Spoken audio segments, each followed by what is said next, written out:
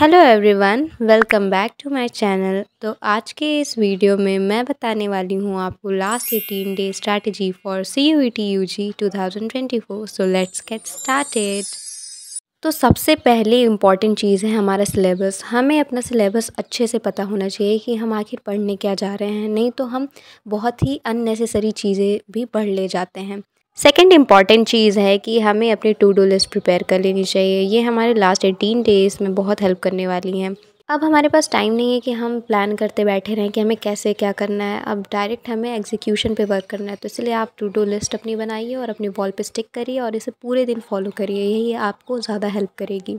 Third important चीज़ है कि आपको पूरे डे को अपने स्लॉट्स में डिवाइड कर लेना। आपने टू डू लिस्ट अपनी प्रिपेयर कर ली है, अब आपको पूरे दिन को अपने स्लॉट्स में डिवाइड करके उसी पे वर्क करना है। आपकी सबसे बड़ी प्रॉब्लम कि हम मॉक टेस्ट कहाँ से करें, तो आज के इस वीडियो में मैं उसका भी सॉल्यूशन लेके आई हूँ। DU पडी लेके आ रहा है OMR based pre CUET test series, जो कि होगी इंडिया लेवल पे। हमारा CUET टाइम टेबल जैसा है वैसा यहाँ पर भी 13 अप्रैल से स्टार्ट हो रहा है। आप जिस भी स्ट्रीम से हैं आप इसमें एनरोल कर सकते हैं। इसमें एनरोल कर लेने के बाद आपको एक OMR शीट मिलेगी जिसको आपको डाउनलोड करवा के प्रिंट करवाना है, और जब लाइव टेस्ट कंडक्ट होता रहेगा तब आप इसे फिल करेंगे, फिर इसे आप सबमिट कर देंगे। सबमिट करने के 24 घंटों के अंदर आपको अपना रिजल्ट पता चल जाएगा, जिससे आपको आपकी लेवल ऑफ प्रिपरेशन पता चलेगी। साथ ही साथ आप OMR फिल कर पा रहे हैं टाइमली कि नहीं, ये भी आप जान सकेंगे। साथ ही साथ इसका सबसे यूनिक फीचर ये है कि इसमें लाखों बच्चे एनरोल कर रहे हैं, तो इसमें आपको आपके रैंक और आपको आपकी ड्रीम यूनिवर्सिटी मिल रही है कि नहीं, ये भी ये लोग प्रेडिक्ट करके बता रहे हैं।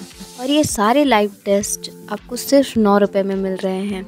और क्योंकि हमारे पास टाइम बहुत कम है और हमें मॉक टेस्ट की ज़रूरत भी है, तो ये बहुत ही अफोर्डेबल प्राइस में हमें मिल रहा है। तो मैं आप लोगों को सजेस्ट करूँगी कि आप DU बडी ऐप डाउनलोड करके उसमें प्री CUET टेस्ट सीरीज़ को ज़रूर ज्वाइन करें। तो अब वीडियो में आगे बढ़ते हुए मैं आपको बताऊंगी कि हम अपने इंग्लिश ग्रामर को कैसे टैकल कर सकते हैं। तो अगर आपने इंग्लिश ग्रामर के सिलेबस देखा होगा, जैसे कि मैंने कम्युनिटी पोस्ट पे भी शेयर किया है, तो मेजर ऑफ द पोर्शन जो है हमारा सिलेबस वो बेसिक चीज़ें कवर करता है, जैसे नाउन, प्रोनाउन, एडजेक्टिव, या फिर मतलब जितने पार्ट्स ऑफ स्पीच हैं, और tenses, models, active passive narration, यही सारी चीज़ें हैं। तो अगर आप बेसिक चीज़ों को कवर कर लेंगे तो आप जो मेजर पोर्शन है रीडिंग कॉम्प्रिहेंशन वगैरह वो सब कर लेंगे। और अब बात आती है आपकी वोकैब की। तो वोकैब एक ऐसी चीज़ है जो कि बहुत ज़्यादा वास्ट है, तो इसे आपको डेली करना पड़ेगा। आप जितना वो कैब रोज़ करेंगे उतना ही आप एग्ज़ाम में अच्छा कर पाएंगे और सारे क्वेश्चंस आप अटेम्प्ट करने में। वो कैब आप रोज़ करिए और क्वेश्चन प्रैक्टिस करिए, तभी आप इसे टैकल कर पाएंगे। अब हम आते हैं अपने GT वाले पार्ट में। GT का सिलेबस मैंने एक बार टेलीग्राम पर भी शेयर किया हुआ है और साथ में कम्युनिटी पोस्ट में,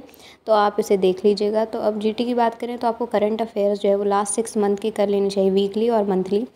और स्टैटिक GK की बात करें तो आपको awards and honours, books and author, important dates and events, ये सारी चीज़ें बहुत ही ज़्यादा इंपॉर्टेंट है। अब बात करते हैं हम अपनी रीजनिंग की। रीजनिंग एक ऐसा टॉपिक है जो हम में से मोस्ट ऑफ द लोग जो है पहली बार इसे पढ़ रहे हैं, तो इसमें सबको बहुत दिक्कत आती है और बहुत वास्ट है, तो सबको लगता है कि कैसे इसको करें। तो मैं आपको यही कहूँगी कि आप हाई वेटेज वाले चैप्टर्स पहले कर लीजिए। और हाई वेटेज चैप्टर मैंने जो लिखा है ये सारे वेटेज का अकॉर्डिंग है। जो नंबर सीरीज़ है वो पहला सबसे ज़्यादा आस्ट क्वेश्चन है, इसी में से आते हैं, कोडिंग डिकोडिंग उसके बाद। तो आप मोस्ट आस्क्ड क्वेश्चंस वाले हाई वेटेज वाले चैप्टर आप पहले कर लीजिए, और कुछ को आप स्किप भी कर सकते हैं लास्ट वाले। फिर क्वांट्स की बात करें तो क्वांट्स तो हमने पढ़ी हुई है, वही बेसिक मैथमेटिक्स टाइप्स क्वेश्चंस आएंगे इसमें।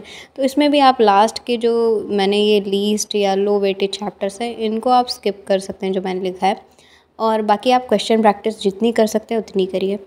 तो अब आते हैं हम अपने डोमेन की तरफ। तो डोमेन में सबसे पहले मैं पॉलिटी की बात करूँ तो पॉलिटी में हमारे पास डिलीटेड चैप्टर्स हैं, तो उन्हें हमें पहले कर लेना चाहिए, क्योंकि हमें लगता है कि डिलीटेड चैप्टर्स में से इतने क्वेश्चंस नहीं पूछे जाएंगे, पर एट द एंड वो NTA है और वो बहुत ही अनप्रेडिक्टेबल है और वो कहीं से भी क्वेश्चन दे सकता है। अगर उन्होंने तो आप फंस सकते हैं, और एट द एंड हमें याद रखना है कि नेगेटिव मार्किंग भी है हमारे एग्ज़ाम में। अब सबसे मेन बात है कि हमें जो प्लस बॉक्सेस हैं इन्हें बिल्कुल नहीं छोड़ना है। सारे लीडर्स और जो कुछ मैप्स दिए गए हैं उनको अच्छे से पढ़ लेना है, क्योंकि इन मैप्स में भी बहुत सारी इंपॉर्टेंट चीज़ें हैं, जैसे नाटो के मेंबर्स और न्यू मेंबर्स कौन से, ओल्ड मेंबर्स कौन से हैं। और फिर ये जो ब्लू बॉक्सेस दिए हैं ये बहुत ही इंपॉर्टेंट है, क्योंकि क्वेश्चन जो है वो यहीं से आएंगे। अब हम आते हैं अपने बुक 2 की तरफ। इसमें भी हम बात करें तो हमारे डिलीटेड चैप्टर्स हमें करनी है, साथ में जो एक्स्ट्रा बॉक्सेस हैं जिनमें लीडर्स के बारे में बताया गया और हमारी पार्टीज़ के बारे में बताया, इसे भी हमें अच्छे से पढ़ लेना है, क्योंकि NTA को भी पता है कि बच्चे क्या छोड़ सकते हैं और हम इन्हीं सारे टॉपिक्स को नेगलेक्ट करते हैं। फिर एक इम्पॉर्टेंट चीज़ जो मैं आपको बताना चाहूँगी वो ये है कि जो टॉपिक आपको टफ़ लग रहा है उसके आप नोट्स बना लीजिए, पॉइंटर टाइप्स या एमसीक्यू टाइप्स, क्योंकि जब आप एग्ज़ाम देने वाले होंगे उस टाइम आप बुक से रिवीजन नहीं कर पाएंगे उस हार्ड टॉपिक्स का।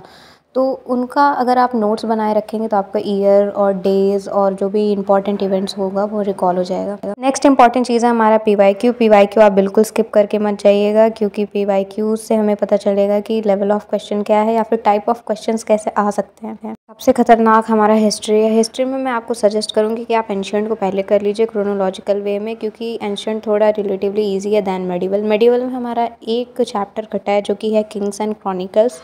मैं आपको कहूँगी कि आप डिलीटेड चैप्टर को पहले करिए, क्योंकि डिलीटेड चैप्टर हमने बिल्कुल एक बार पढ़ा भी नहीं है, हमें आइडिया भी नहीं है।